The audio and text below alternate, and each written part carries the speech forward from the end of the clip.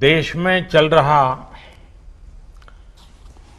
Structural reforms का सिलसिला आज एक नए पड़ाव पर पहुंचा है। Transparent taxation, honouring the honest, 21वीं सदी के टैक्स सिस्टम की इस नई व्यवस्था का आज लोकार्पण किया गया है। इस प्लेटफॉर्म में फेसलेस असेसमेंट, फेसलेस अपील और टैक्स पेयर चार्टर जैसे बड़े रिफॉर्म्स हैं। फेसलेस असेसमेंट और टैक्स पेयर चार्टर आज से ही लागू हो गए हैं, जबकि फेसलेस अपील की सुविधा 25 सितंबर यानी दीनदयाल उपाध्याय जी के जन्मदिन से पूरे देश भर में नागरिकों के लिए उपलब्ध हो जाएगी। अब टैक्स सिस्टम भले ही फेसलेस हो रहा है, लेकिन टैक्स पेयर को ये फेयरनेस और फियरलेसनेस का विश्वास देने वाला है। ये सभी टैक्स पेयर्स को इस महत्वपूर्ण तोहफे के लिए मैं बहुत बहुत बधाई देता हूं और इनकम टैक्स विभाग के सभी अधिकारियों को, हर छोटे मोटे कर्मचारी को भी बहुत बहुत शुभकामनाएं देता हूं। साथियों, बीते 6 वर्ष में हमारा फोकस रहा है banking the unbank, securing the unsecured और फंडिंग द अनफंडेड। आज एक तरह से एक नई यात्रा शुरू हो रही है। ऑनरिंग द ऑनेस्ट, ईमानदार का सम्मान। देश का ईमानदार टैक्स पेयर राष्ट्र निर्माण में बहुत बड़ी भूमिका निभाता है। जब देश के ईमानदार टैक्स पेयर का जीवन आसान बनता है, वो आगे बढ़ता है, तो देश का भी विकास होता है, देश भी आगे बढ़ता है। साथियों, आज से शुरू हो रही नई व्यवस्थाएं, नई सुविधाएं, मिनिमम गवर्नमेंट, मैक्सिमम गवर्नेंस, इसके प्रति हमारी प्रतिबद्धता को और मजबूत करती है। ये देशवासियों के जीवन से सरकार को, सरकार के दखल को कम करने की दिशा में भी एक बड़ा कदम है। साथियों, आज हर नियम कानून को, हर पॉलिसी को प्रोसेस और पावर सेंट्रिक अप्रोच से बाहर निकालकर उसको पीपल सेंट्रिक और पब्लिक फ्रेंडली बनाने पर बल दिया जा रहा है। ये नए भारत के नए गवर्नेंस मॉडल का प्रयोग है और इसके सुखद परिणाम भी देश को मिल रहे हैं। आज हर किसी को ये एहसास हुआ है कि शॉर्टकट्स ठीक नहीं है। और हमारे यहां तो रेलवे स्टेशन पे लिखा जाता है, shortcut will you cut you short. गलत तौर तरीके अपनाना सही नहीं है। वो दौर अब पीछे चला गया है। अब देश में माहौल इस ओर आगे बढ़ रहा है कि कर्तव्य भाव को सर्वोपरि रखते हुए सारे काम होने चाहिए। सवाल यह है कि ये बदलाव आखिर कैसे आ रहा है? क्या ये सिर्फ सख्ती से आया है? क्या ये सिर्फ सजा देने से आया है? जी नहीं, बिल्कुल नहीं। इसके अगर मोटे मोटे तौर पर मैं कहूं तो 4 बड़े कारण हैं। पहला, पॉलिसी ड्रिवन गवर्नेंस। जब पॉलिसी स्पष्ट होती है तो ग्रे एरियाज मिनिमम हो जाते हैं और इस कारण व्यापार में, बिजनेस में और सरकार के और निर्णयों में भी डिस्क्रिशन की गुंजाइश कम हो जाती है।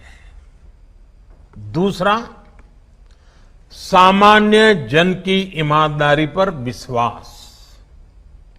तीसरा, सरकारी सिस्टम में ह्यूमन इंटरफेस को सीमित करके टेक्नोलॉजी का बड़े स्तर पर उपयोग। आज सरकारी खरीद हो, सरकारी टेंडर हो या सरकारी सेवाओं की डिलीवरी, सब जगह टैग इंटरफेस सर्विस दे रहे हैं। और चौथा, हमारी जो सरकारी मशीनरी है, जो ब्यूरोक्रेसी है, उसमें एफिशिएंसी, इंटीग्रिटी और सेंसिटिविटी के गुणों को रिवॉर्ड किया जा रहा है, पुरस्कृत किया जा रहा है। साथियों, एक दौर था जब हमारे यहां रिफॉर्म्स की बहुत बातें होती थी। कभी मजबूरी में कुछ फैसले लिए जाते थे, कभी दबाव में कुछ फैसले हो जाते थे, तो उन्हें रिफॉर्म कह दिया जाता था। इस कारण इच्छित परिणाम नहीं मिलते थे। अब ये सोच और अप्रोच दोनों बदल गई है। हमारे लिए रिफॉर्म का मतलब है रिफॉर्म नीति आधारित हो, टुकड़ों में नहीं हो, होलिस्टिक हो और एक रिफॉर्म दूसरे रिफॉर्म का आधार बने, नए रिफॉर्म का मार्ग बनाए। और ऐसा भी नहीं है कि एक बार रिफॉर्म करके रुक गए। ये निरंतर सतत चलने वाली प्रक्रिया है। बीते कुछ वर्षों में देश में 1,500 से ज्यादा कानूनों को समाप्त किया गया है। ईज ऑफ डूइंग बिजनेस की रैंकिंग में भारत आज से कुछ साल पहले 134वें नंबर पर था। आज भारत की रैंकिंग 63 है। रैंकिंग में इतने बड़े बदलाव के पीछे अनेकों रिफॉर्म्स हैं, अनेकों नियमों कानूनों में बड़े परिवर्तन है। रिफॉर्म्स के प्रति भारत की इसी प्रतिबद्धता को देखकर विदेशी निवेशकों का विश्वास भी भारत पर लगातार बढ़ रहा है। कोरोना के इस संकट के समय भी भारत में रिकॉर्ड एफडीआई का आना इसी का उदाहरण है। साथियों, भारत के टैक्स सिस्टम में फंडामेंटल और स्ट्रक्चरल रिफॉर्म्स की जरूरत इसलिए थी क्योंकि हमारा आज का ये सिस्टम गुलामी के कालखंड में बना और फिर धीरे धीरे इवॉल्व हुआ।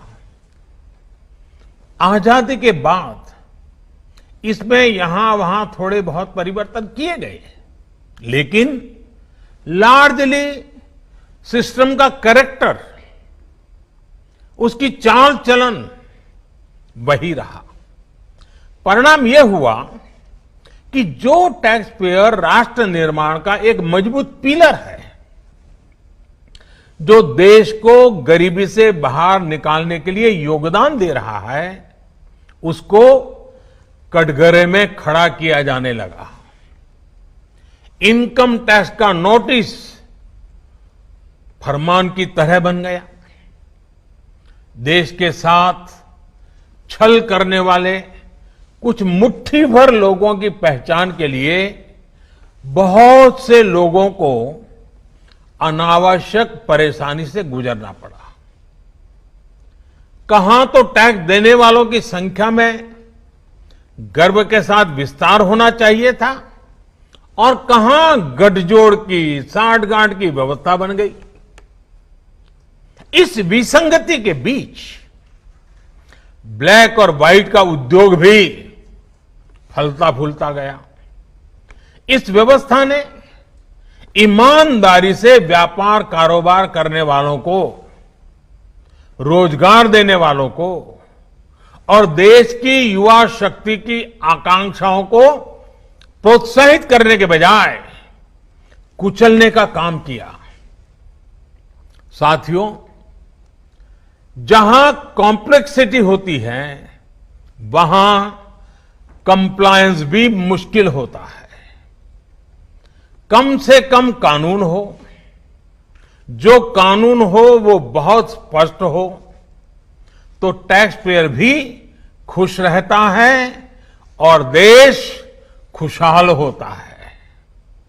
बीते कुछ समय से यही काम करने की दिशा में एक के बाद एक कदम उठाए जा रहे हैं।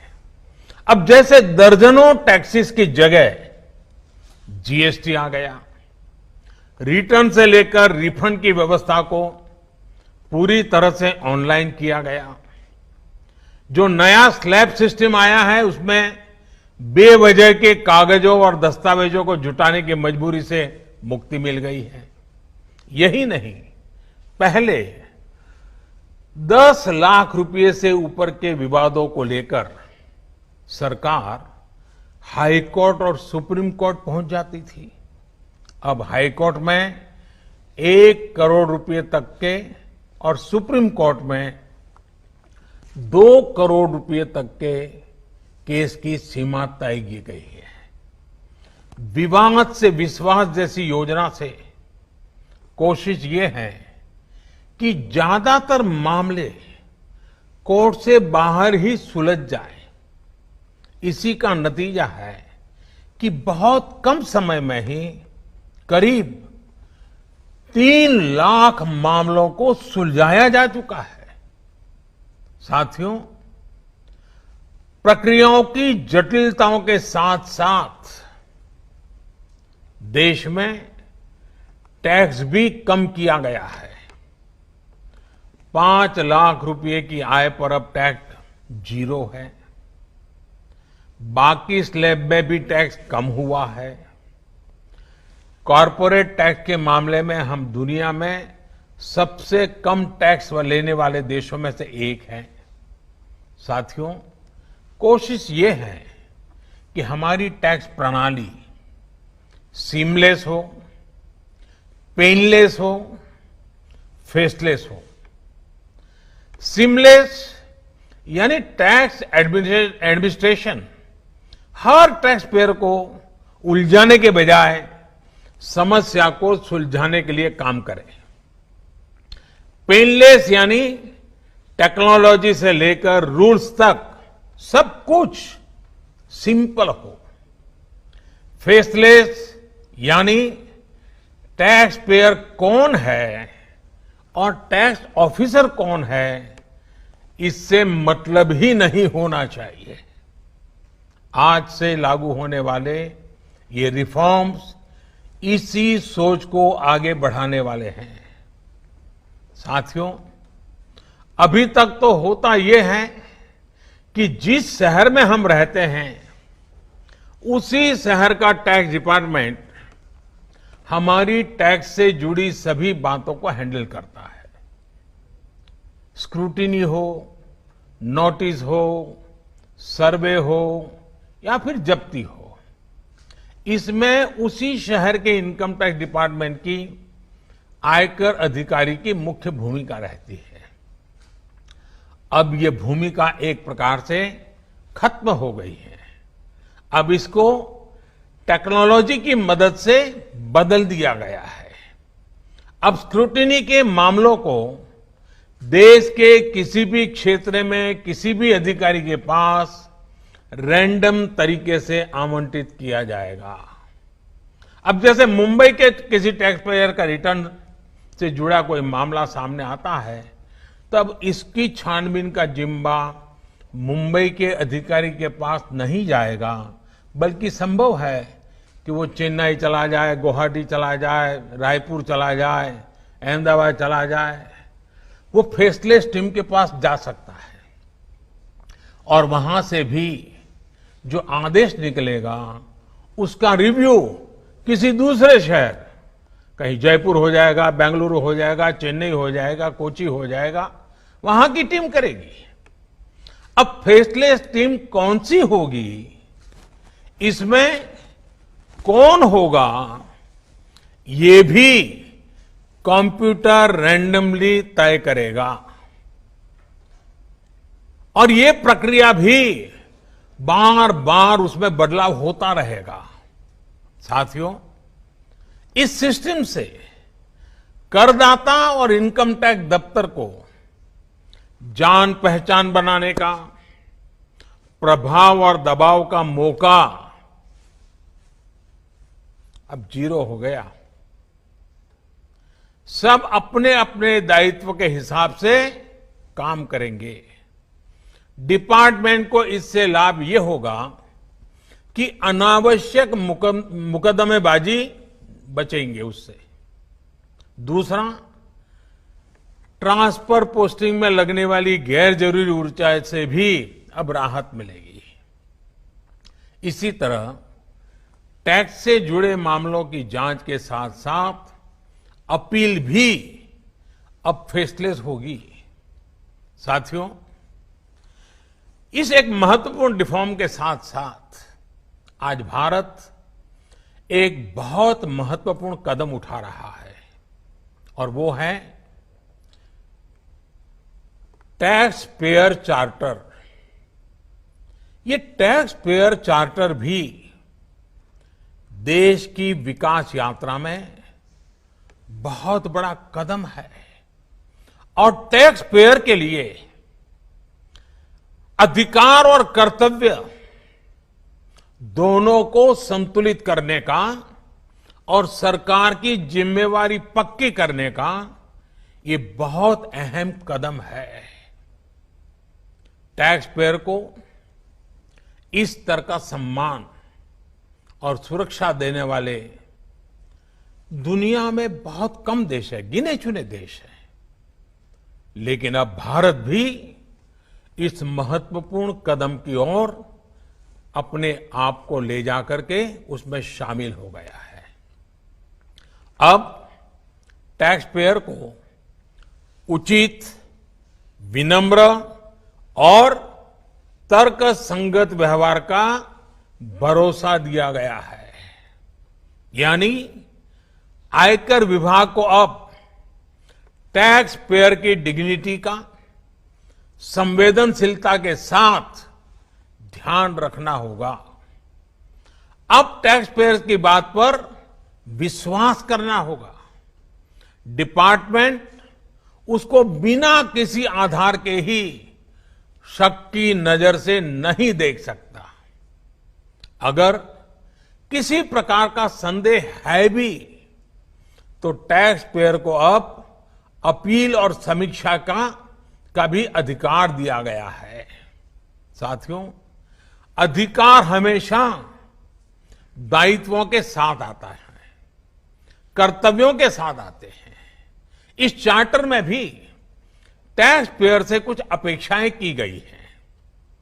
टैक्स पेयर के लिए टैक्स देना या सरकार के लिए टैक्स लेना ये कोई हक का अधिकार का विषय नहीं है, बल्कि ये दोनों का दायित्व है, जिम्मेवारी है, कर्तव्य है, रिस्पॉन्सिबिलिटी है। टैक्स पेयर को टैक्स इसलिए देना है क्योंकि उसी से सिस्टम चलता है।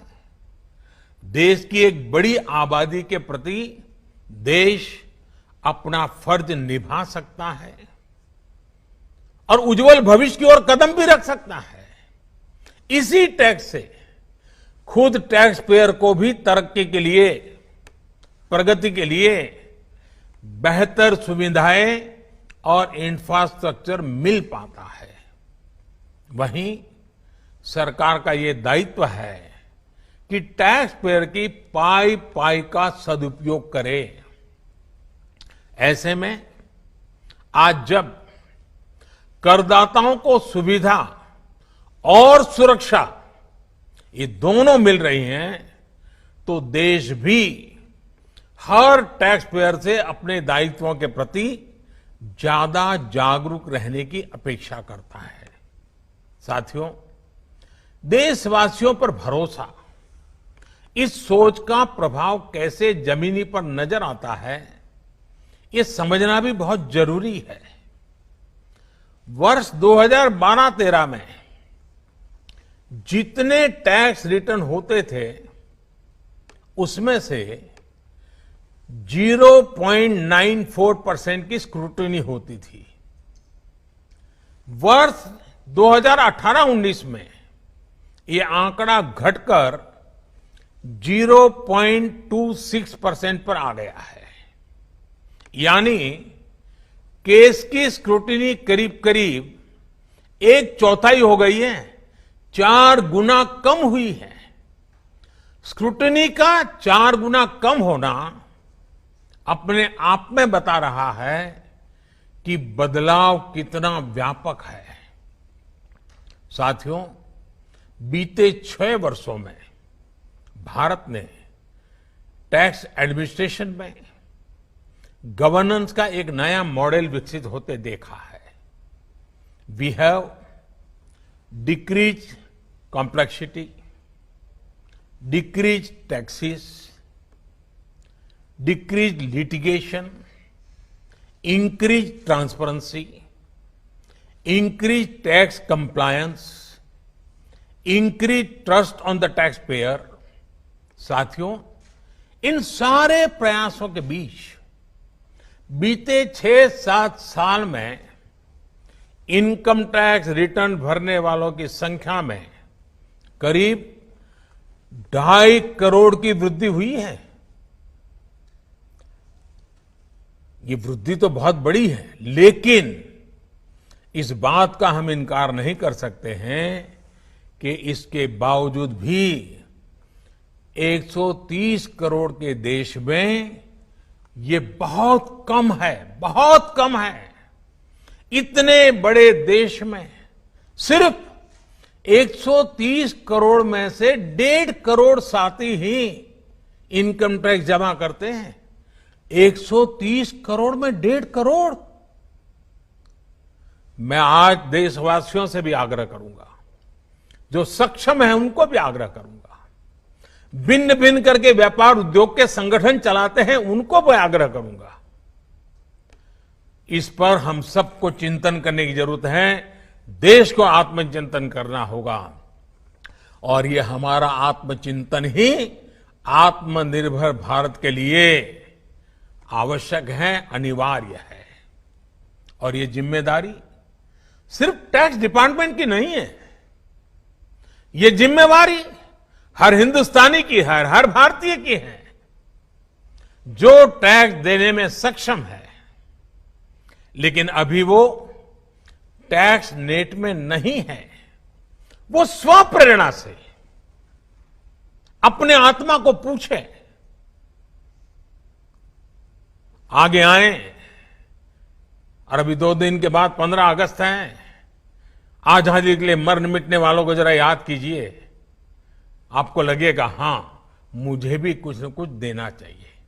आइए, विश्वास के, अधिकारों के, दायित्वों के इस महत्वपूर्ण भावना का सम्मान करते हुए, इस प्लेटफॉर्म का सम्मान करते हुए नए भारत, आत्मनिर्भर भारत के संकल्प को सिद्ध करें। एक बार फिर देश के वर्तमान और भावी ईमानदार टैक्स पेयर को बहुत बहुत बधाई देता हूं, शुभकामनाएं देता हूं। और ये पहल, ये बहुत बड़ा फैसला लिया गया है। इनकम टैक्स के अधिकारियों को भी जितनी बधाई दे उतनी कम है। हर टैक्स पेयर ने इनकम टैक्स अधिकारियों को भी बधाई देनी चाहिए, क्योंकि एक प्रकार से उन्होंने अपने आप पर बंधन डाले हैं। अपने खुद की ताकत को, अपने अधिकारों को उन्होंने खुद ने काटा है। अगर इनकम टैक्स डिपार्टमेंट के अधिकारी इस प्रकार से आगे आते हैं तो किसको गर्व नहीं होगा? हर देशवासी को गर्व होना चाहिए। और पहले के जमाने में शायद टैक्स के कारण कुछ समस्याएं होगी, लोगों ने टैक्स देने के रास्ते पर जाना पसंद नहीं किया होगा। अब जो रास्ता बना है वो टैक्स देने की तरफ जाने का आकर्षक रास्ता बना है।